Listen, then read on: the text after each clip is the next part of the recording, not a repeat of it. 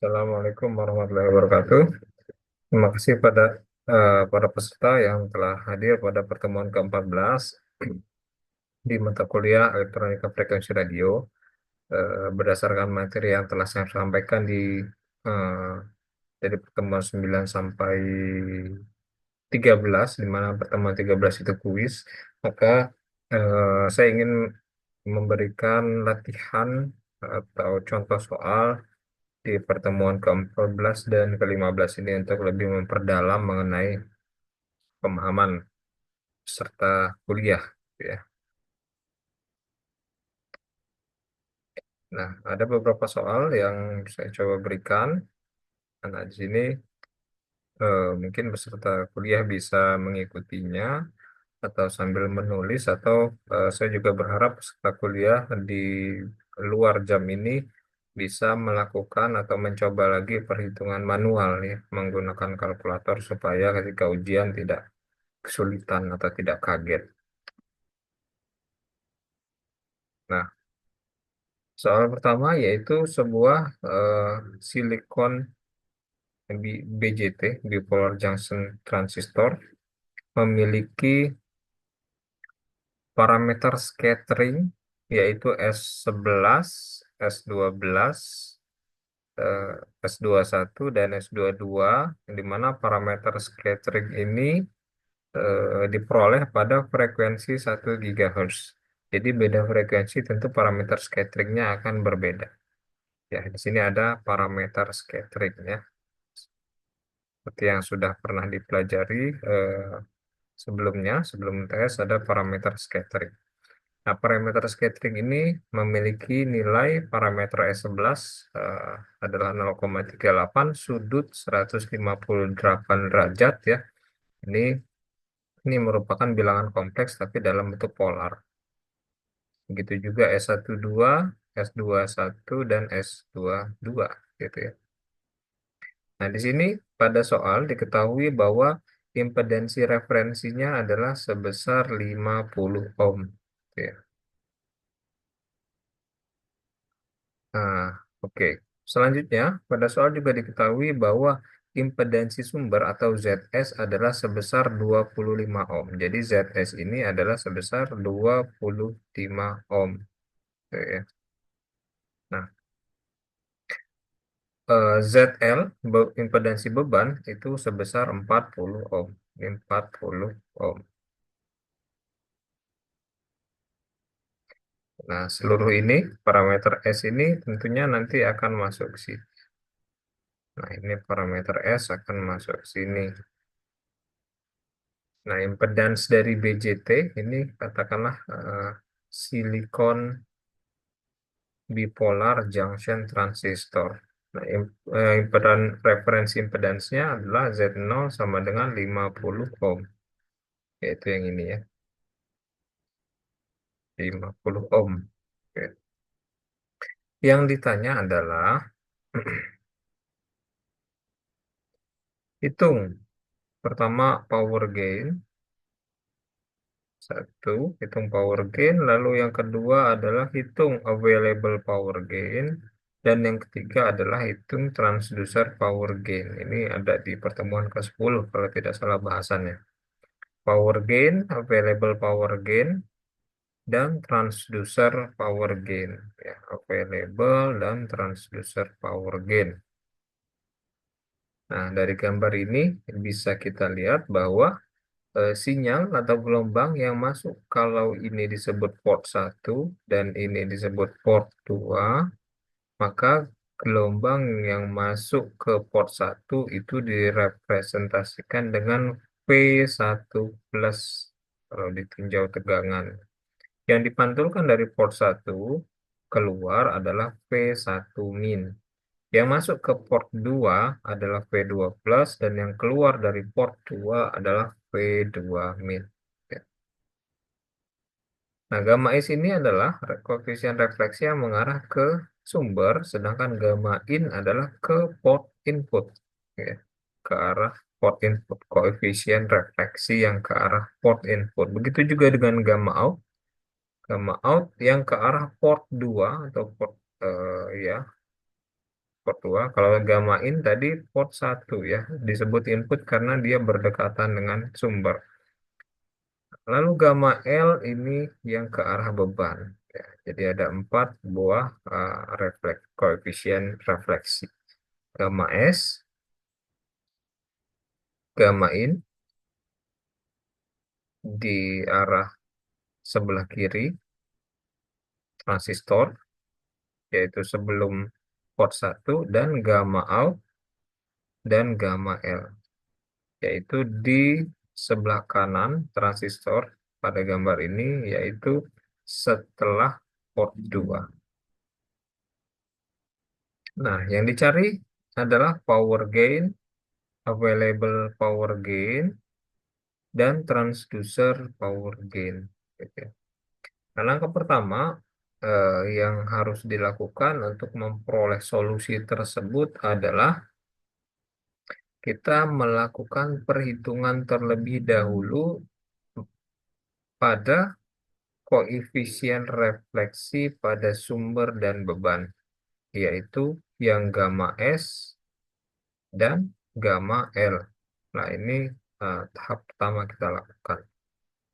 Koefisien refleksi di sumber itu merupakan rasio dari impedansi sumber ZS dikurang impedansi reference tadi yang 50 ohm, ini Z0 dibagi impedansi sumber ZS ditambah Z0 gitu ya. Sehingga kalau ZS-nya adalah 25 ohm, ya kita masukkan ke sini, dan impedansi referensinya atau Z0-nya atau impedansi karakteristiknya adalah 50 ohm, maka kita masukkan ke sini gitu ya. Nah, ini semua dibuat dalam ohm. Jadi nanti ketika ujian saya minta tolong dibuatnya adalah dengan satuannya 25 ohm dikurang 50 ohm dibagi 25 ohm ditambah 50 ohm. Oke.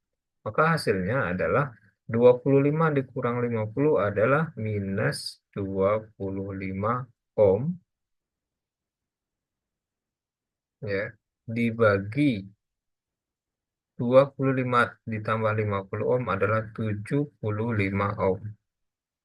Sehingga di sini jelas bahwa dicoret ohmnya, minus 25 dibagi 75 hasilnya adalah minus 1/3 atau mendekati minus 0,333. Apakah ada satuan? Tidak ada, karena ohmnya sudah dicoret di sini. Maka di sini saya ingin supaya satuannya tetap dituliskan, walaupun pada contoh yang saya ambil dari buku ini tidak dituliskan. Ya. Tapi ketika ujian, kalian harus tetap menuliskan satuannya. Oke, kita lanjutkan. Dengan demikian, pada tahap pertama ini kita telah memperoleh koefisien refleksi sumber atau gamma S. Ya. Koefisien refleksi sumber atau gamma S. Selanjutnya, yang merupakan bagian tahap pertama juga, kita lakukan perhitungan terhadap koefisien refleksi beban ya. Load reflection coefficient. Koefisien refleksi beban. Beban itu adalah load ya.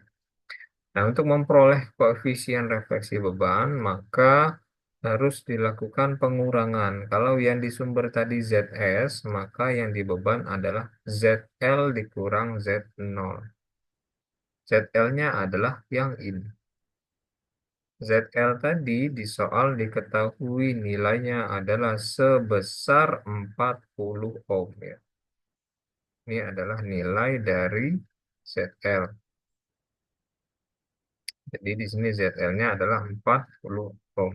Ya.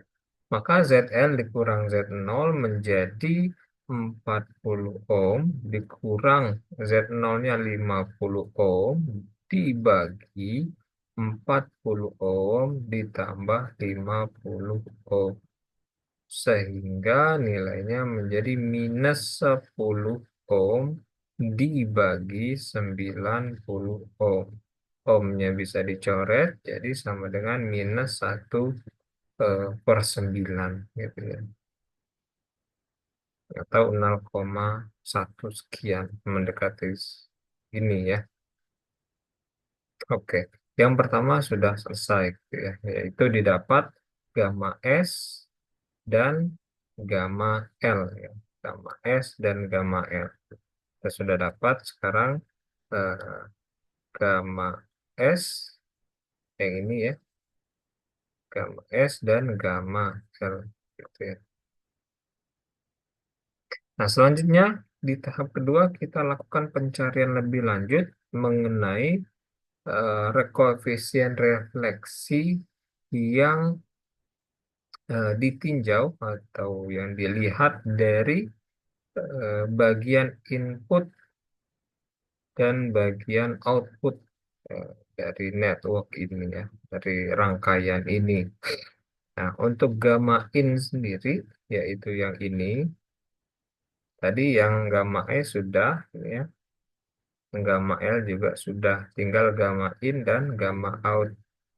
Gamma in sendiri untuk memperolehnya bisa menggunakan persamaan, yaitu S11 ditambah S12 kali S21 dikali gamma L dibagi 1 minus S22 dikalikan dengan gamma L. Nah, artinya di sini kalian harus bisa menggunakan alat hitung ya, untuk menghitung eh, persamaan ini ya. Di pertemuan ke-11 kalau tidak salah saya sudah memberikan cara perhitungan manualnya gitu eh,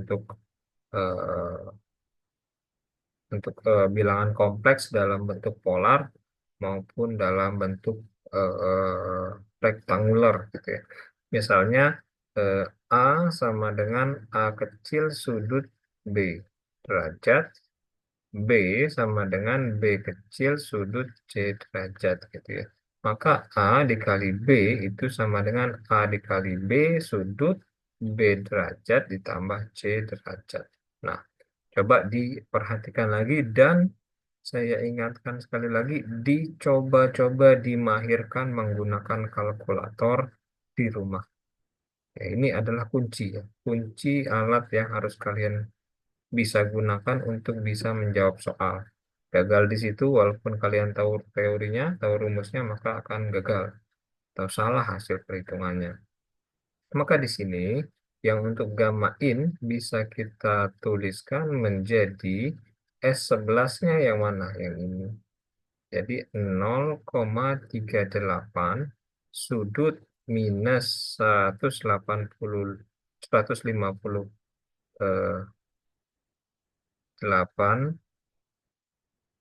derajat ditambah S12-nya berapa? Yang ini 0,11 sudut 54 derajat dikalikan dengan S21 yang ini 3,5 sudut 80 derajat dikalikan dengan gamma L. Gamma L-nya berapa? Minus 0,111 dibagi 1 dikurang S22-nya ini 0,40 sudut minus 43 derajat dikalikan dengan gamma L yang ini ya. Minus dikalikan minus 0,111. Nah, seperti ini. Nah, kalian wajib bisa melakukan perhitungan ini menggunakan kalkulator saintifik. Maka mungkin nanti bisa dicek kembali kalau saya salah hasil perhitungannya. Maka di sini diperoleh nilai dari gamma in adalah 0,365 sudut minus 152 derajat. Alternatif lain mungkin bisa menggunakan MATLAB atau GNU Octave, tapi di situ harus diperhatikan kalau menggunakan MATLAB, misalnya eh, penggunaan rumus penggunaan fungsi polar to kartesian misalnya itu harus dipahami betul bahwa sudutnya yang digunakan di situ adalah dalam bentuk radian. Maka harus dirubah dulu dari radian to degree, masukkan sudutnya di sini misalnya 54 derajat, baru di sini dimasukkan R-nya atau rho-nya yaitu 0,11. Nah, ini ketika menggunakan alat hitung berupa komputer atau menggunakan MATLAB. Karena kalau tidak dilakukan secara detail seperti itu, maka hasilnya akan salah. Nah, untuk yang kedua adalah eh, lakukan perhitungan mengenai gamma out. Ya, gamma in kita sudah dapat, sekarang kita dapatkan gamma out. Gamma out itu adalah S22 berarti 0,40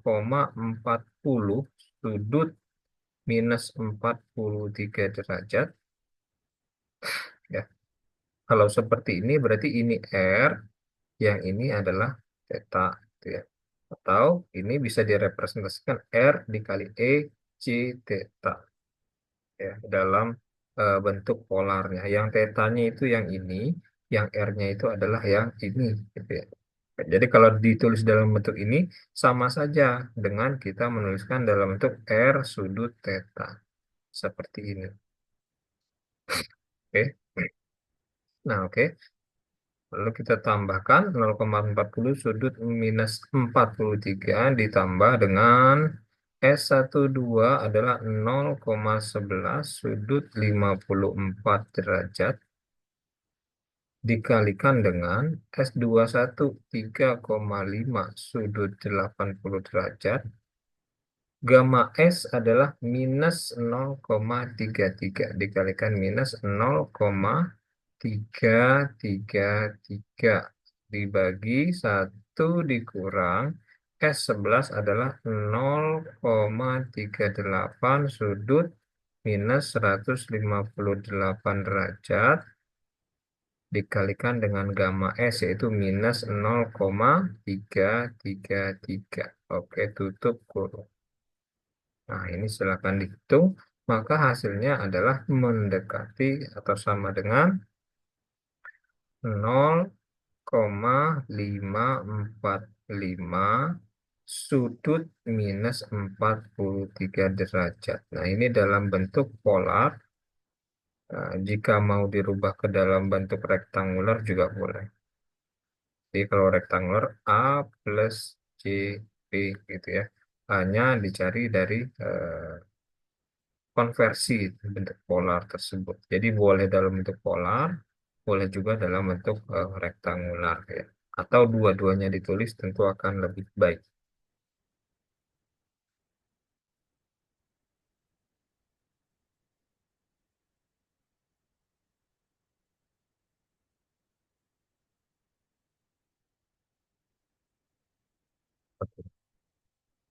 Tadi kita sudah peroleh tools kita untuk menghitung power gain, available power gain, dan transducer yang ditanyakan, transducer power gain yang ditanyakan pada soal.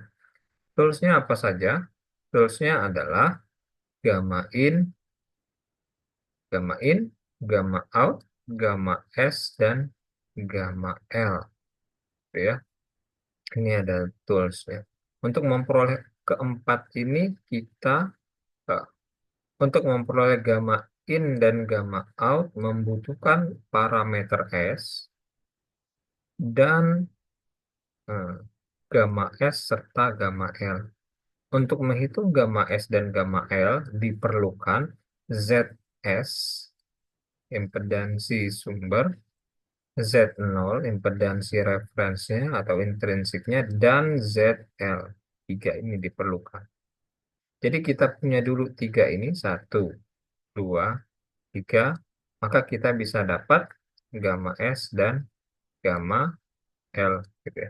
Setelah dapat gamma L dan gamma S, kita gunakan gamma L dan gamma S ini beserta parameter S untuk memperoleh gamma in dan gamma out. Setelah dapat gamma in dan gamma out, maka kita bisa menghitung power gain, available power gain, dan transducer power gain. Oke. Nah, untuk power gain sendiri, maka persamaannya adalah S21 absolut kuadrat ya. Nah, ini karena S21-nya adalah berapa tadi? 3,5 sudut 80 ya. S21-nya adalah 3,5 sudut 80 derajat. Oke. Nah, ini perlu kalian cari. Ini kan bilangan kompleks. Bilangan kompleks dalam bentuk polar. Nah, perlu kalian cari magnitude-nya atau nilai absolutnya.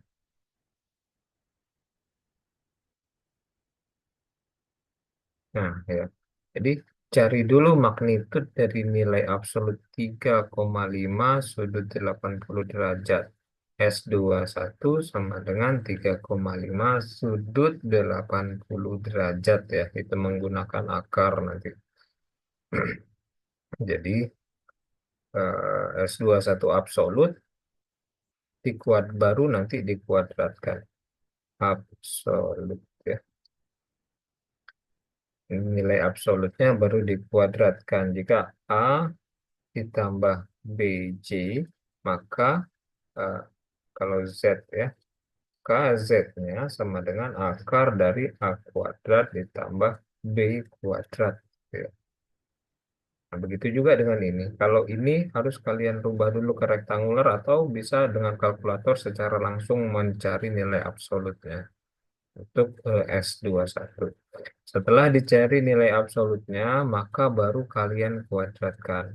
Jangan dikuadratkan dulu, baru dicari nilai absolutnya ya. Tahapannya adalah dicari dulu nilai absolut, baru dikuadratkan. Ini eh, nanti hasilnya akan dikalikan dengan 1 dikurang, ini sama, gamma L kuadrat ya. Gamma L kuadrat. Nilai absolut dari gamma L dan dikuadratkan. Setelah itu hasil dari yang bagian pembilang yang di atas dibagi dengan 1 dikurang nilai absolut dari gamma in kuadrat dikalikan dengan 1 dikurang S22 gamma L. Jadi lakukan dulu operasi S22 dikalikan dengan gamma L. Gamma L-nya ini bukan bilangan kompleks ya, dia nilainya real saja. Jadi S22 ini bilangan kompleks, di S22 dikalikan dengan gamma L, hasilnya 1 dikurang hasil dari S22 dikalikan gamma L tadi. Gitu ya. Setelah selesai, nilainya ini nanti kan bilangan kompleks juga. Baru diabsolutkan. Ya. Dicari nilai absolutnya. Absolut dari nilai tersebut. Kalau di MATLAB menggunakan fungsi ABS titik-titik gitu ya. Ya, baru setelah itu baru dilakukan pengkuadratan ya, kuadrat. Nah, tahap ini jangan salah. Kalau salah akan menyebabkan perhitungan salah. Dikali, baru setelah itu dibagi, baru setelah itu ditambah, baru setelah itu dikurang gitu tahapnya. Maka di sini kalian kalikan dulu, baru dikurangkan. Ya, jangan 1 dikurang S22 baru dikali gitu. Selain itu akan salah gitu ya. S22 dikali gamma L baru 1 dikurang hasil perkalian tersebut. Baru diabsolutkan. Ini ada tanda absolut, bukan tanda kurung ini. Diabsolutkan. Baru dikuadrat. Oke. Nah, tahap ini harus mungkin bisa dicoba apakah hasilnya benar atau tidak 13,1. Kalau salah mungkin diperiksa lagi tahapan perhitungan yang kalian lakukan itu takutnya salah ya. Nanti langsung dicoba dituliskan di eh, kertas ya, sebagai latihan sebelum UAS ya, karena UASnya juga menghitungnya adalah seperti ini. Lalu selanjutnya kita sudah dapat power gain tadi sebesar 13,1 ya. Namanya gain ini bukan dalam satuan, kalau seperti ini masih dalam linear ya, belum dalam desibel. Jadi kalau seperti ini gainnya tidak ada satuan karena merupakan rasio ya. Rasio dari besaran yang memiliki satuan yang sama. Selanjutnya lakukan perhitungan terkait available power gain. Available power gain ini persamaannya hampir sama dengan eh, menghitung power gain, hanya saja yang gamma L diganti dengan gamma S di sini. Ya, ini gamma L di sini, sini diganti dengan gamma S. Lalu di sini gamma in diganti dengan gamma out ya.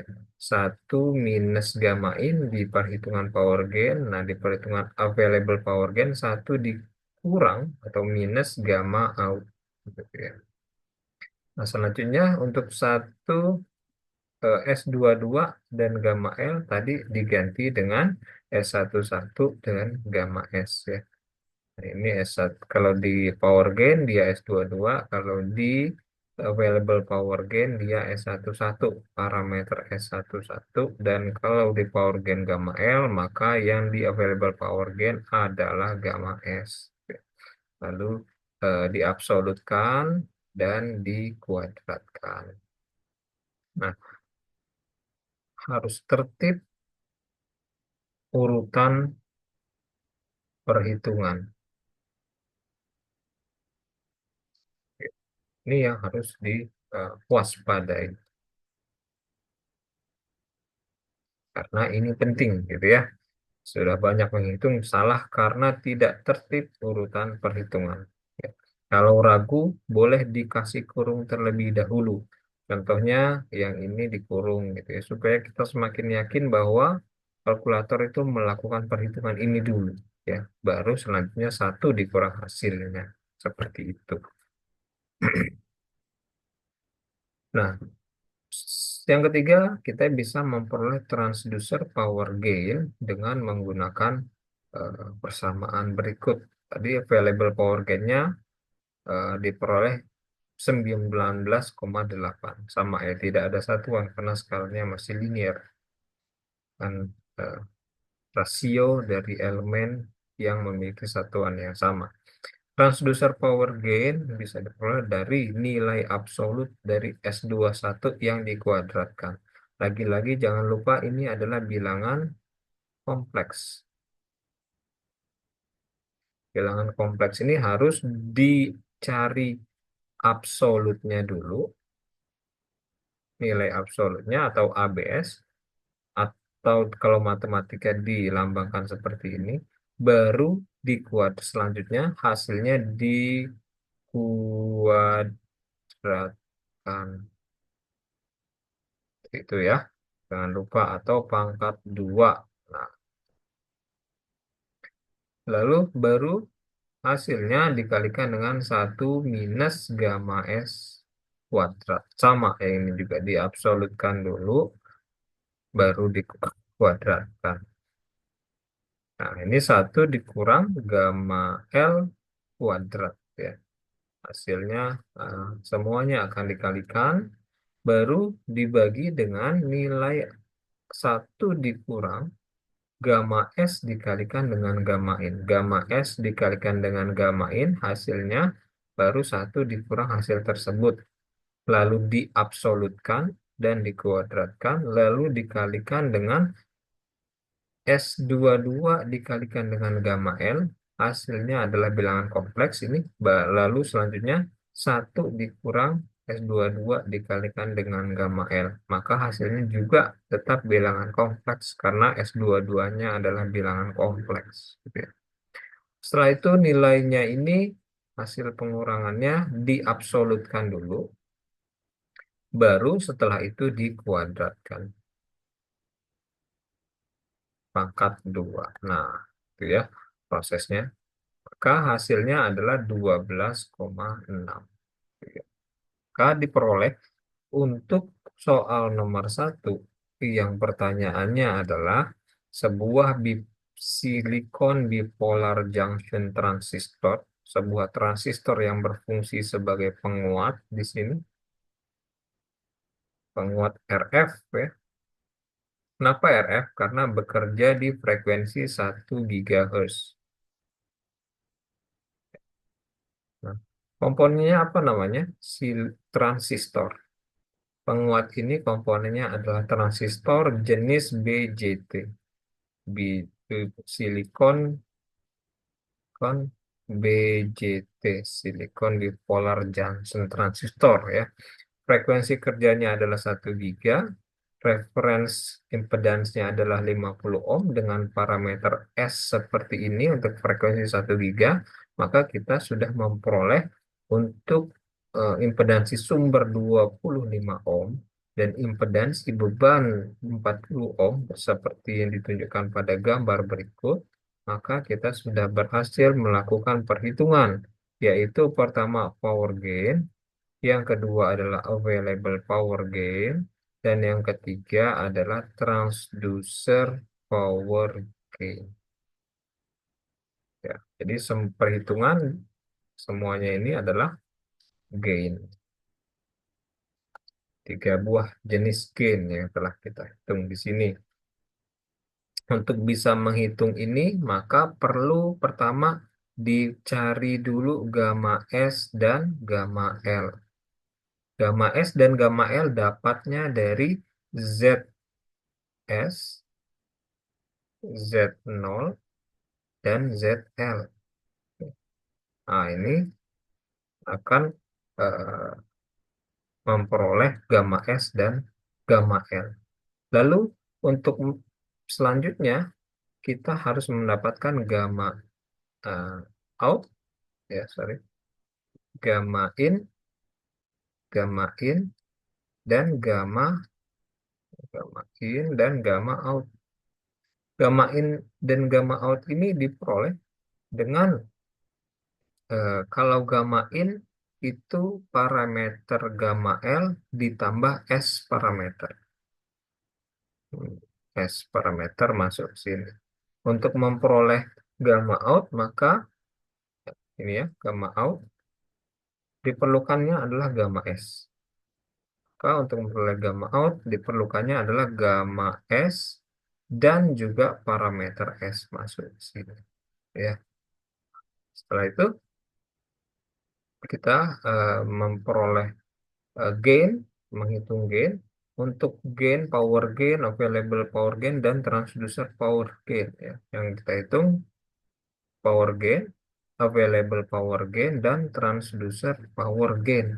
G, GA, dan GT. Nah, untuk G sendiri diperlukan parameter gamma L, lalu gamma in, dan parameter S. Gamma L, gamma in, dan parameter S. Lalu untuk GA adalah gamma out ya tadi. GA ini adalah gamma out, gamma S, dan parameter S. Gamma out, mana tadi? Gamma out, gamma ES, dan, oh sorry, yang ini ya GA. Gamma out, gamma S, dan parameter S. Nah, itu untuk GA. Sedangkan untuk GT diperlukan gamma S, gamma L, dan gamma in. Gamma S, gamma L, dan gamma in, serta parameter S. Nah, ini semuanya jadi terkait dalam perhitungan yang terakhir, yaitu GA, G, dan GT.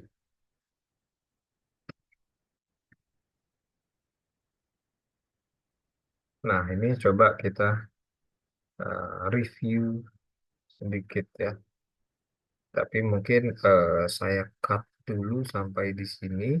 supaya tidak terlalu lama videonya.